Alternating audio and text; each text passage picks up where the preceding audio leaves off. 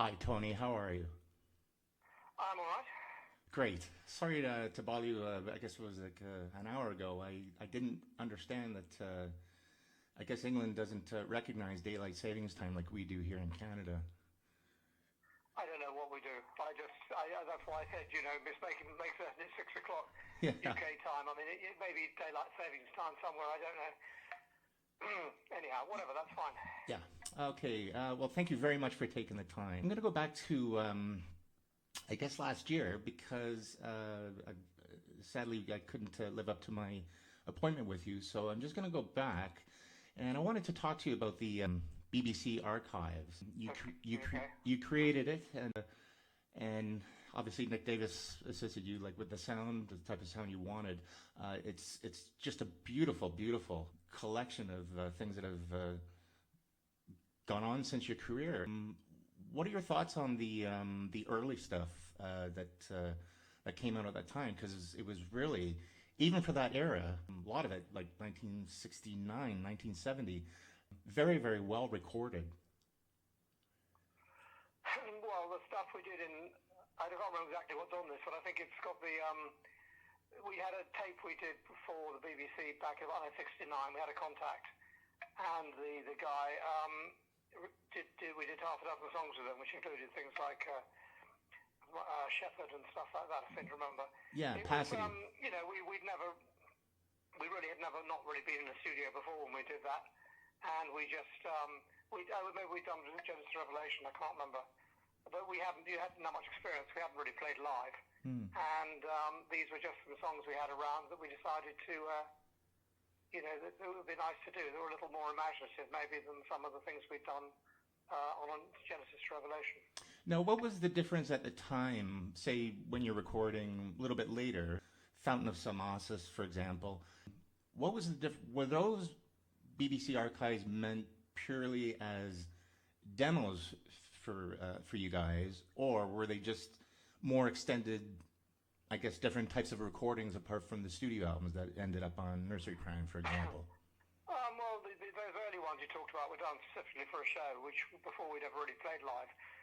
Everything else that's on there was stuff that we recorded with the BBC or for the BBC. So they're all live songs that we were doing at the time. And so you got varying kind of quality, really, in a way, because some of them we were more involved in. Other ones were just purely BBC. Right. So it was kind of like it was a bit of a mixture of things. And honestly, I don't really know what the specific. A lot of the earlier stuff, particularly where it came from. It was just what we happened to have. We played on some of the radio shows. We do a couple of songs here and a couple of songs there, and then at some point the BBC recorded. We did whole live shows that were broadcast on the BBC and sort of from the mid to late 70s onwards. So that's what you got on there. Right.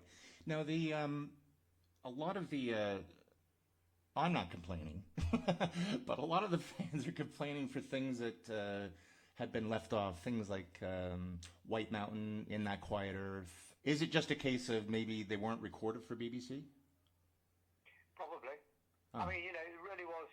There were some things that quality control maybe was the case sometimes, but it really just was what was on the BBC tapes, and obviously we had to, we did. I was vaguely involved in going through it, but there's an awful lot of stuff, and so we left a lot of it to Nick Davis, and he kind of made his selection.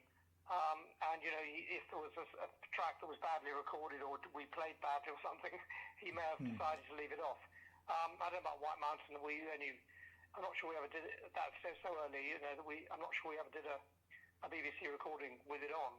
Right. Something like In That Quiet Earth probably was there sometime, but I can't honestly remember.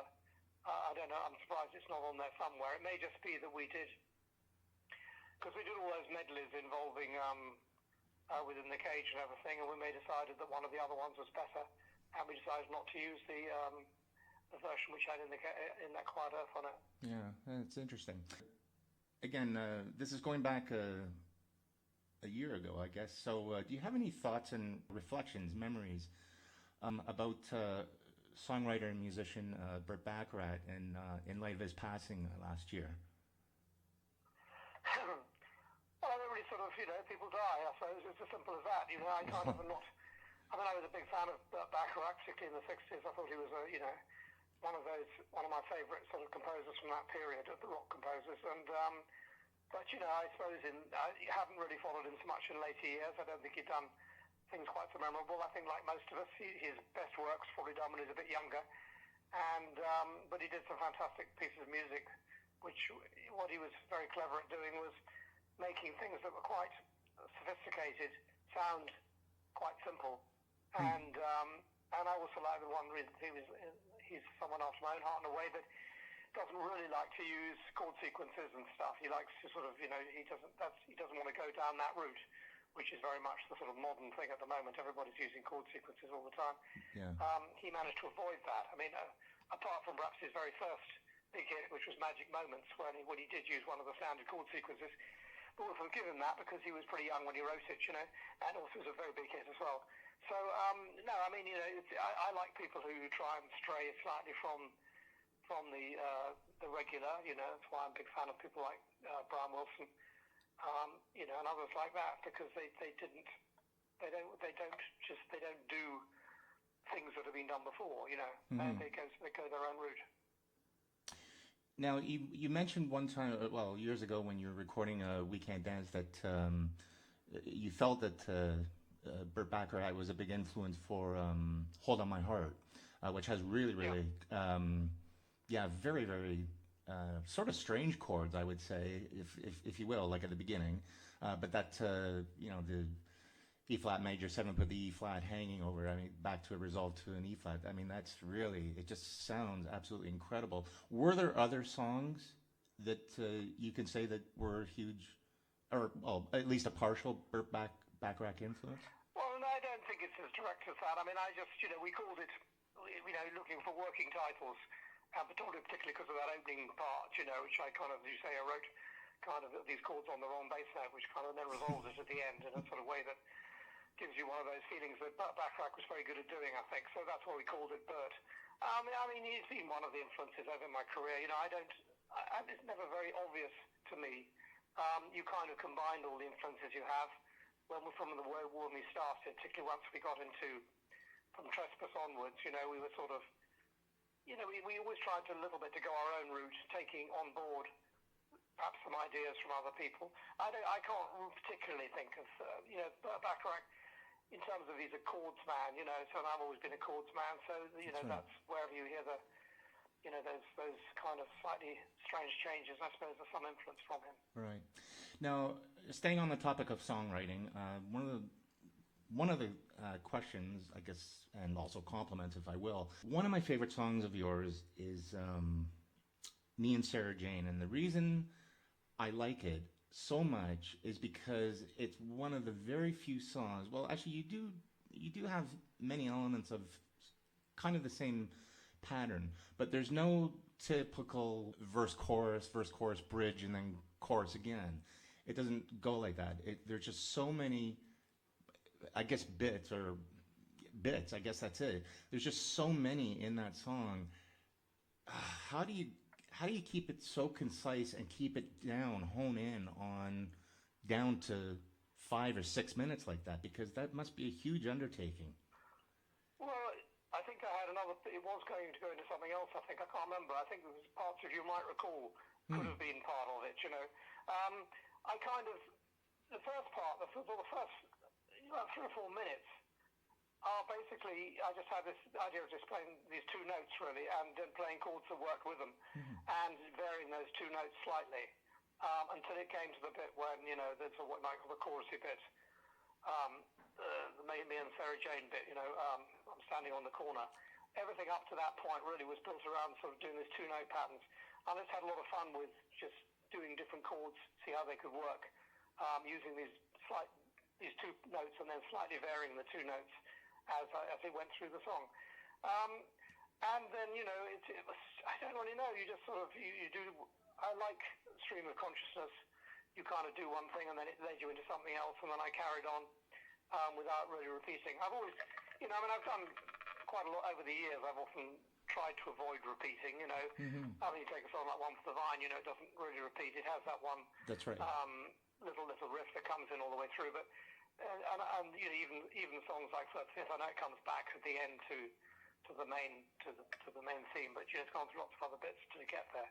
I've always felt one thing that Genesis has been involved in, this isn't just me, it is the others as well to some extent, is trying to play with structure, you know, so you don't do the standard verse-chorus thing. I mean, that's not that I love verse-chorus songs, and, you know, we done plenty of them in our time as well, but it's nice to not be tied to it sometimes, and you do a song like Driving the Last Bike, for example, is another example where you start off in one thing and you move it through various different points. Okay, you do come back to little themes and things. I quite like having little references to certain themes, but essentially it goes through lots and lots of changes, and I think that's what we've done. I mean, you know, obviously the classic songs like Supper's Ready was a big example of that, where we went through lots of different ideas, and I think it's something that perhaps not many groups do. I mean, it's you know, the progressive groups perhaps from the 70s a little bit more, but it's something that even in later years, when perhaps we were a little more straightforward, we did, even with things like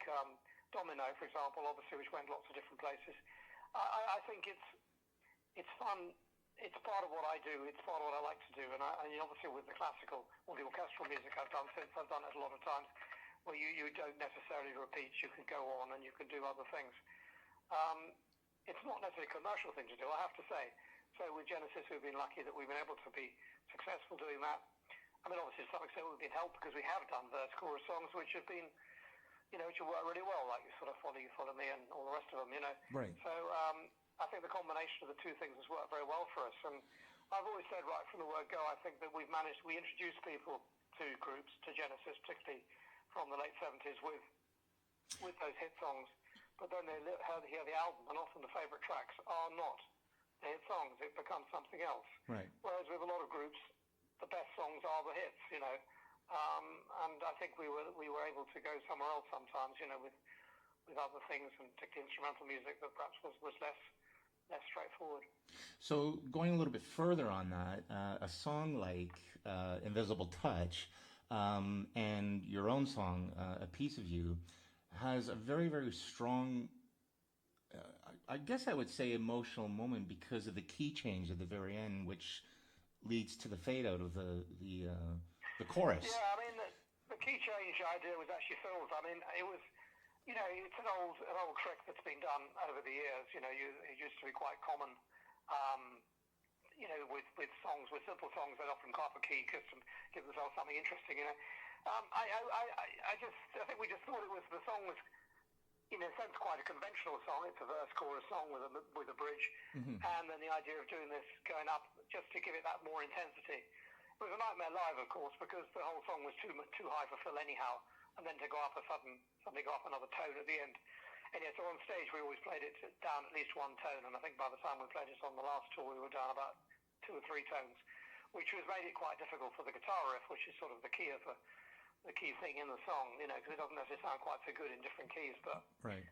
You know, but on the actual album version, you know, it's the perfect key for it, very sprightly, and you know, I think it's a song. I think it works very well as a pop song. I mean, I was pretty proud of it, and and it's a good contrast to many of the other things we've done over the years. Right. 2 other songs I really wanted to ask you about as well that doesn't really get much mention is well, your solo work with Fish, Another Murder for a Day, and Angel Face, and also Shortcut to Somewhere. How much of a collaboration was that with Fish, or were they individual songs, and was it just a matter of collaborating in the sense lyrically and or musically, or both? It was a bit of each on the different songs, really. On Shortcut to Somewhere, I mean, I had this sort of section that I'd already written as part of the film, and we thought it'd be a good idea to try and make a song out of it. And you know, I got into contact with Fish, and he came down, and we played the thing. And what I did was I tried to get a melody out of him that, you know, which would work with his voice and with the thing. I mean, his nature, his way he goes for things, is quite difficult to get him to really branch out. So the melody you had on there was pretty much what he came up with at the time, on the chord sequence stuff I had, obviously. And then he wrote the lyric. So that was that collaboration on that one. So quite pretty much a 50-50 on that, I think. The other two are slightly different. Another Murder of a Day, I had all the melodies and everything written, and he wrote the lyric, writing about one of his. He's always want to write about drugs. I don't know, for some reason or other. And so he wrote the lyric on what I'd actually written. Instrumentally, pretty much all the vocal lines were there when he wrote it. And then the final one, Angel Face, really I wrote the whole thing and just got him to sing exactly what I'd written. He always found it slightly more difficult to sing written melodies. So even on Another Murder of a Day, a little bit on the sort of faster section in the middle, I let him have a bit of leeway so he could sort of try a few things out to try and sort of do what came comfortably to him. But obviously things like the final part, it's got a very strong melody that had to be sung like that. But Angel Face was very much a written melody. I thought the sound of his voice on it would be good. Yeah. He found it quite difficult, I have to say. He didn't find it that easy singing a written melody. He's funny. Although he sounds a bit like Peter, his whole approach to getting there is very different. And Peter's quite sort of, he's quite musical in the sense he thinks about the notes and he understands what he's singing. With Fish, he has really no understanding what it is he's singing at all. Mm-hmm. So it's what comes out of him naturally. So to make him follow a line was more difficult. But I think the result and effect was good. And he was a very nice, great chap to work with. A lot of fun and good personality and everything. And we keep in touch. Well, at least through Christmas cards, if nothing else, these days. So he's he's a good chap. Yeah, very, very good. Those songs are just absolutely phenomenal. And I must give credit as well to Daryl Starman, because the guitar work on both those songs are just absolutely stunning. And also with Janie Climax's background vocal on Angel Face, it really, really sounds incredible. To me, that always Angel Face always sounded to me like that could have been a hit. Well, honestly, Angel Face, I mean, when the demos, the sort of demo stage of it and everything, when we were first recording it, I think there was a strong feeling that would be a single and could be a hit. I don't really know why it never. I mean, lyrically, it wasn't. It was accessible enough. Some of my lyrics, obviously, not very, but that particular one, I think, could have worked as a single. As you say, I think Daryl's playing on it was. I asked him to go very bluesy and everything on it, and the contrast between a sort of what you might call a very sort of bluesy kind of vocal and stuff on the verses, and then a more poppy chorus.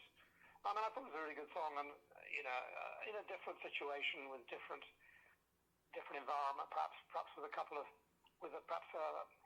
maybe a better known singer or something. I know Fish is quite well known, but not within the pop world so much. It might have been a hit, but I mean, I felt that with half a dozen songs I've done on solo albums that could have been hits, I think, but just the situation wasn't right, and I could never really get anyone interested. Did you? How much self-promotion did you do as far as the Tony Banks solo, your career? Well, I did a certain amount, but I'm not very good at it. I'm not. I mean, Mike is brilliant at schmoozing. He can, he's very good at just working people. So, I mean, that helped a lot. And also, in a sense, his solo albums were a little bit more straightforward. It made it more easy to promote himself, I think. And also, the presence of Paul Carrick was a strong element for him. He never really worked for me in that way. I'm not very good at pushing it. We almost got there with I Want to Change the Score with Nick Kershaw. Right. But Nick, unfortunately, was going through a period when he didn't want to be seen. He'd had a slightly bad experience being a kind of teeny pop idol, and he didn't want to do that. Mm-hmm. And just as we came out with that song, he also had a big hit with the Chesney Hawkes song, what it was called, The One and Only. So he's kind of was slightly distracted by that. It was a bit of a pity because I think we were asked to do one or two programs and he didn't want to do it, so we didn't do it. And that's one of the songs, probably of all the songs, probably most likely to have been a hit, I think. Yeah. Because he was the right singer and it was a nice, jolly little song, I think, which I was pretty pleased with. But there you go. So that's all thing. But I think a lot of it is just down to the ability. If you're a singer in a group, it's easy, to promote. I mean, I'm not saying that I think what Phil and Peter have done has been great, but you start off with that advantage. You are the singer, so everyone knows who you are and everything. Right. When you're a solo, when you're a keyboard player or even a guitarist like Mike, much more difficult. You have to work it a little harder, and Mike found a way of doing it which worked really well. Right. Unfortunately, I never really found that way. So, but I enjoy it. I love making the records, and I think there's a lot of good stuff on there. So, Very good. Now, I'm going to switch gears a little bit. Back to the book that I had sent you last October, I think it was, from the Genesis Museum. It was about collectors and what people collect. The author is Adam Gottilob, who I've just really became more of an acquaintance with because of the book. And I really thought to myself, it'd be really nice if at least some member of Genesis had this. And I asked him, I said, what do you think if I sent it to Tony? I said, I do have the connection. And he was all for it. So I want to know if you went through it, what your thoughts were, if you also have stuff of your own. I know you recently sold your many of your keyboards, which I was extremely jealous of. And if you happen to sell any more, please keep me in mind. Especially your Arp Quadra. That's the one I want. But is there things that you have, other things that you have, as far as collectibles, Genesis stuff, or things that you think maybe that people would like to have this and, donate to a charity, that kind of thing? Well, I don't know. I felt when we sold our gear and stuff, we should have done it a little more sort of carefully in terms of charity and stuff. But in the end, it was just sort of, we needed to get rid of a lot of stuff quite quickly, so we did. I don't really. I have, God knows what I've got. I have stuff that that people might be interested in. Obviously, you get lots of these gold albums and platinum albums and stuff. Mm-hmm. You give them to charity events. Sometimes they go for a bit of money, and sometimes they don't go for anything at all.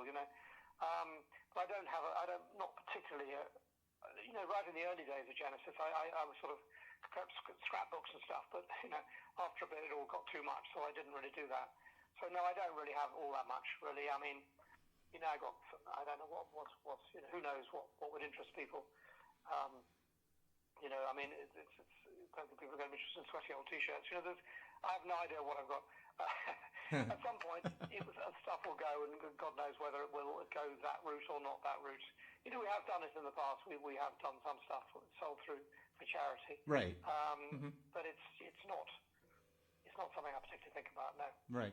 What did you think of the book? Or did you get a chance to go through it? I haven't read the book. I'm sorry. I have to be honest with that. That's all right. I will read it actually. Now you reminded me about it. I've got it. It's there. It's in the pile. I do read a lot. No, but sort of, if it comes in, it'll find a space. But no, I haven't read it. So. Well, the thing that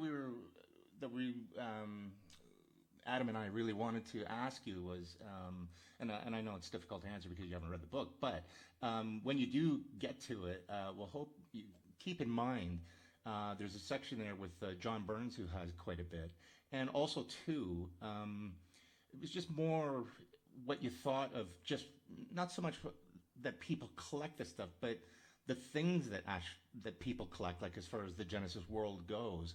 But like I said, you haven't read it, so it's hard to comment on it. But I just found it really, really fascinating because there's just things in there that I thought, geez, I'd never thought, like T-shirts and posters, that kind of thing. But some people had like really, really just crazy stuff. So I just the reflectors. I collect various bits and pieces of other things, but so I understand collectors. I don't know really what it is. People have different things they go for and they like. I can't really think of things that I've got a few sort of. It's just you accumulate a lot of stuff over the years. And I have to say a lot of it just disappears. I don't really sort of keep tabs on it. I don't think. Right. So I can't really. Yeah, no, that's fair. Yeah, I understand. Yeah, there's not much I can say about it really. So I don't. So it's not particularly my area. I don't particularly. In terms of Genesis bits and pieces. I had suitcases full of stuff at one point, and I have, but they're all kind of. It's more cuttings and programs and all the rest of it. So right. I've got things like that, but I don't know where they are. They're up in the loft, I think. So. I see. Yeah. Probably being eaten by the mice now. So sorry to disappoint you. Sure. because at one point when we first started, about 20 years ago, when we first had a website, I gave the stuff to a guy who was doing the website to sort of to go through and to pick things to put on the website. But I mean, I got most of it back, I think, so I don't know. But it is now all, it is buried somewhere deep. So yes, when I move house, or when I die or whatever, someone will have to sort of see what happens. I don't know. Well, that's no fun.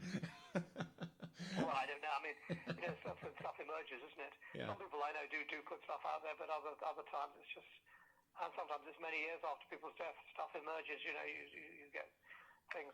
I mean, it's difficult to know what's interesting. I mean, I think what's interesting, like an author, for example, I would be interested in sort of unreleased bits and pieces that he's written would interest me to some extent. I'm not really going to be that interested in sort of the pen he used. Right. It's a matter of different people are different. That's all I kind of so I mean that's that really. Okay. Now, going to just a few more questions, and then I won't take up much more of your time because I know I'm limited. Okay. As Genesis fans, we know that your recording studio, the farm, had shut down. Did you go through there, like sort of like a one last moment, just through, I guess, nostalgia, and just because everything from what I've heard or what people have said, a lot has been ripped out of that building. And we just wanted to know if you had gone through there and just sort of reflected. Well, I mean, obviously, when we finally, took up, it's quite a long process, really. I mean, if I went back there a few times to do little bits of mixing of some solo bits and pieces and all the rest of it, and when we did the archive stuff and everything. I mean, there was a bit of a thing, but we still. I mean, I actually at the moment I still own the building, but the building is a complete wreck now. Really, I mean, we've taken everything out, and it's just it's no longer a studio or in any sense. It's just got junk in it, really. But the idea is to convert it probably to a house or something in the end. So I don't really know. It's a kind of I mean, I'm not particularly attached to the places. I mean, if it was definitely an era. We had a lot of affection for it, but once it had gone, and I don't really think about it that much, really. I mean, we do have the place, but I go in there now, and it's like, it's not, it doesn't look like it used to, and it doesn't feel like it used to at all, so, Yeah, I understand. It's a strange thing. It's like any old house you lived in, you go past it or something, and you get a slight sort of feeling of nostalgia. Right. But it's not something I think about too much. And speaking of reflection, your last concert with Genesis at the O2 Arena in London there, how was it for you walking off stage, knowing that was the last time? Was it a very emotional point for you, or? Yeah, it was quite emotional. I think we, you just, in a sense, when you actually got out there and started playing it was just like you're doing a show.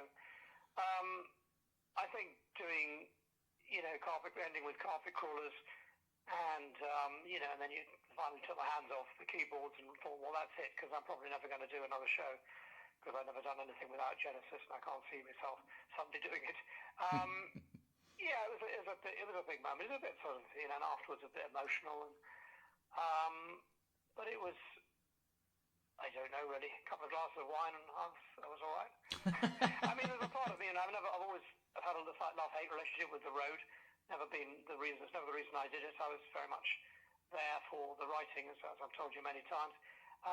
And playing live was not, obviously I was not a natural performer, so there's some relief in it as well, you're not doing it anymore. I'm not going to have to go out there and don't have the nerves, don't have to get all the notes right, or try to get all the notes right. Yeah. And all that sort of, so I mean, there's a bit of relief in it. It's like anybody, it's like, but I still play music, so it's a bit like when a tennis player stops playing tennis. Roger Federer no longer plays professionally, but I mean, he'll still play tennis a bit, I'm sure.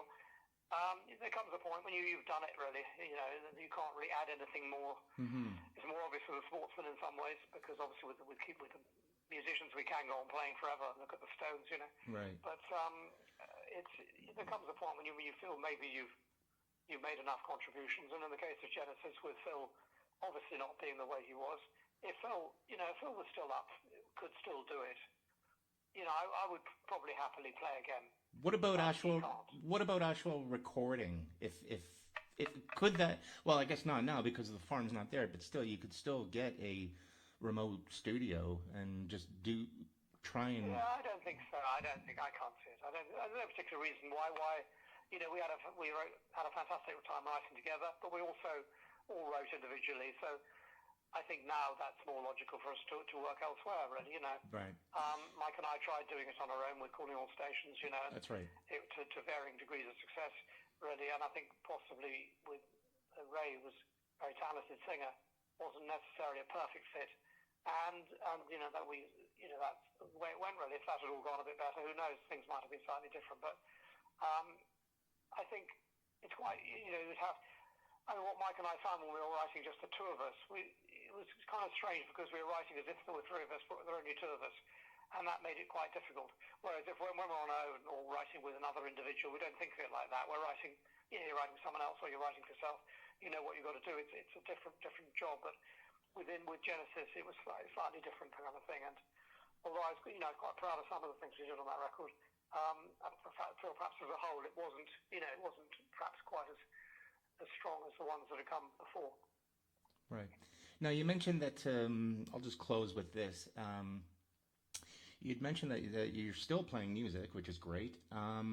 Is there anything we can't, I guess maybe not officially, but do you see yourself releasing more material, individual material for yourself? Well, I would say on these orchestral records, I don't rule out doing another one of those. I don't know. I've done one or two individual things with one or two individuals. I don't know if you ever came across the thing I did by a guy called John Potter. I did 2 or 3 songs which he sang, he's a classical singer, so it's a very different kind of zone. Oh, nice. There are one or two other things, little projects like that I've been involved in.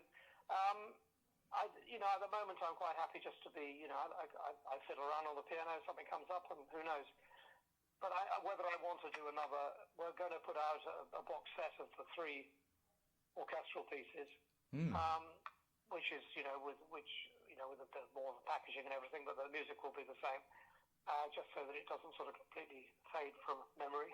Yeah. And that's it really. So, there's a part of me that says, well, I'm not sure there's anything else I can do that I haven't sort of already done.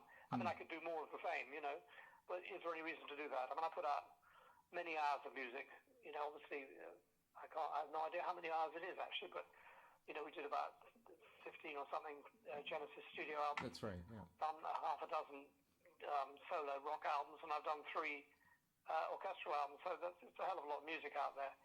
And I'm not sure, I felt particularly when I did the last one of the orchestrals, 5, that I was pretty pleased with that, and I thought, well, that's kind of what I want in this world, in the orchestral world. That's sort of what I wanted to do, and he did okay, but not fantastic. So you kind of feel, well, that's it. I've done it. That's how it works, It's not. I don't really see much point in doing any more. So we can't expect that won't necessarily stop me, because if I write stuff, I always say that I kind of every time I've done a solo album, in particular, I did things like Curious Feeling and Fugitive. I thought I'll never do another one of those. I can't bear it. You put all this work into it, it comes out, and after 2 days, it's not going to go anywhere, and you think, well, why did I bother with all that? But then you find yourself suddenly a few years later doing it all again. I think that's just part of being in a group, and I think everybody's career has ups and downs in it, and mine downs have mainly been in the solo part of it, but in most people's careers that happens. I always think it's amazing when you look at films that people have done, big right. actors, and you see in there about 50, 60, 70, 80% of the films you've never heard of because they didn't do anything. That's right. You think about Rodgers and Hammerstein. I love Rodgers and Hammerstein, but they wrote about a dozen musicals, maybe 10 or something, right. and 4 or 5 of them are very famous, but the other 4 or 5 are complete, nowhere. Right. And that's just how it is, I think. You accept your life, you do that, you have good ups and downs, and I've been very lucky in that there's been an awful lot of ups, so I'm very happy with that. Very good. Now, I forgot to slip this one in, and I'll just do it very, very quickly. Out of all the keyboard setups you've had over the years, and I'm sure I can eliminate the first, 4 or 5. If you had a favorite to look at as just more, I guess maybe from the challenging point of view and just more fun to utilize with the songs that you had, if you had to pick a keyboard setup, which one would it be? Well, I suppose, it's difficult to know, really. I mean, I enjoyed the period, I suppose it was sort of coincided with, there's a few different periods, really. When we first got the Pro Soloist, that was quite a nice thing, he had his keyboard, so you could do all these things with it, and so had the Mellotron and an organ, if I remember rightly. And then obviously later on, when you were able to simulate some of the sounds. I mean, my favourite keyboard really as a sort of to be able to program and play were the Prophets, really, because I just love the fact every knob, every function had its own knob, Right. And I found that really easy to use, and I liked that. You could change one thing and you could change another thing, to it, and it could all work, and you get these fantastic sounds. And then obviously later on, when he got involved in all this, I hate multifunction buttons, and when I got the Synclavier, it had some fantastic sounds on it, but to try and program on it was a nightmare because you just had one button, one knob. Right. And then things like the DX7, which was impossible to program. I mean, I did do a few things on it, but it was pure chance what I ended up with. So I like things I could fiddle with. The Polymoog was another instrument that was very nice to program, but it didn't have such a range of sounds. But the fact that you could, for the first time, have synthetic sounds in polyphonic mode was very nice. Yeah. I mean, I can go through all the keyboards. They've all had pluses. I've had moments normally when I first get a keyboard, I enjoy it because I write a couple of songs on it because it's got sounds on it that I really like. Right. And then it's and then it kind of you get used to it. You get another one, and then you start writing some more things on that. Right. And sort of by the end, and of course now, the final instance, one of the last tour, I mean, everything was all on the computer in the end. I could have the sounds I had, and then the new sounds I created were all there. So that gives you an incredible amount of flexibility. I mean, you have so much stuff on these. You can get any sound in the universe now on them, which in a way I like the restrictions you had. When I only had the Hohner Pianet and the organ, putting the Hohner Pianet through a fuzz box, was exciting. I mean, it created all those sort of sounds on musical box and everything. And then again with the just switching the organ on and off, like I did in the end of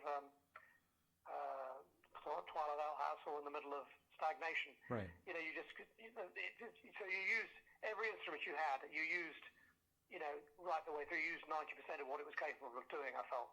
Whereas by the end, with the later keyboards I had, I was using about 1% of what they could do, because it was a different approach. And I think there was a lot of creativity in using the keyboards in a sort of way they weren't necessarily intended, and you could get some really nice effects like that. Yeah, many of us keyboard fans were very, very, I guess maybe surprised that you didn't go back, like say for example, like on the 2007 reunion and the last Domino tour, that because the technology is there, you couldn't, well, you didn't simulate or emulate the old Mellotrons because they're so widely available, or even the CP70 to some extent. Because I personally, when you left that in 1992. I was actually kind of hurt. I was like, oh, that's too bad he's not playing it anymore. People may disagree, but as far as I was concerned, I had piano sounds you could get off the other keyboards, which wouldn't just play piano; they could also play other things. Mm-hmm. So I kind of was very happy to do that. Rather than having one keyboard which could only play piano and right. have to do it through MIDI. I just felt that, I felt the sounds. Also, Mellotrons were sort of like, because they're so out of tune, they had a quality about them. But I was very happy to have string sounds that were in tune, you know. So when I did that first or fifth, I was kind of like I had in tune strings as opposed to out of tune strings, which I liked. And I also never felt none of the sampled versions of these things sounded very good to me. Oh, okay. And I was never, you know, I mean, to be honest, the happiest day of my life was when I didn't have to use a mellotron anymore. I mean, you know, it was a nightmare, particularly that big old mellotron was. Right. It just went wrong once every 2 or 3 shows it would do something peculiar, and it wasn't much fun. So I mean, you know, in the end, everything, because we're doing songs from all the eras, you know, I tried to get sounds would work for all the eras. I mean, sometimes I was trying to get them absolutely as they were. Other times I was trying to get something that I felt would do the same job. I mean, you know, you have to go back when you're writing a song, say like Firth or Fifth, you know, I used the mellotron because that was the instrument that was there. If I had a different string synthesizer, I'd have used it. You know? Right. So it wasn't part of the writing process in that particular case. It was, I mean, the only song I think the mellotron was really responsible for writing in a way was the opening part of Watcher of the Skies, because that was, you know, that totally depended on the out of tuneness and the way the brass and the strings were set up together on the same tape, and the fact that there was that blank bit of tape in between the two, which gave all that sort of noise, white noise, as well. You know, it gave it a very strong quality, I think, and you know, those first 2 chords of Watch from the Skies was sort of like instant atmosphere for all those reasons. So, you know, it was important from that point of view. And it was a love-hate relationship with it, really. I mean, it was lovely to have those sounds, you know, as a keyboard player, but, you know, it was a difficult instrument to tame, you know, a real wild beast it was. Very good. Well, Tony, I'll let you go. Thank you so much for your time. The fans really wanted to hear a few of the questions that I had in store. So you and I have spoken, geez, over the years. I was trying to figure this out. It was like since 1985, off and on. It's been such a long time. You know, time just flies and you forget about it. So I personally wanted to thank you for always giving me the time on the phone, and also giving me this, I guess, official interview. It's been quite fun, and thank you for the times for allowing me to meet you, and it's been a fine pleasure, and I just absolutely love, you know, your music personally. And of course, you know, the stuff with Genesis. I mean, you just can't beat it. It's just so great. What can I say? I'm a huge fan of your songwriting and your keyboard playing. And I just wanted to thank you for all the years. Well, thanks very much, Darren. I mean, it's great. It's very nice of you to say that. That's good. Okay. Well, it was a good chat. So till next time then. All right. Take care of yourself. I appreciate it. All right then. Okay. Bye-bye.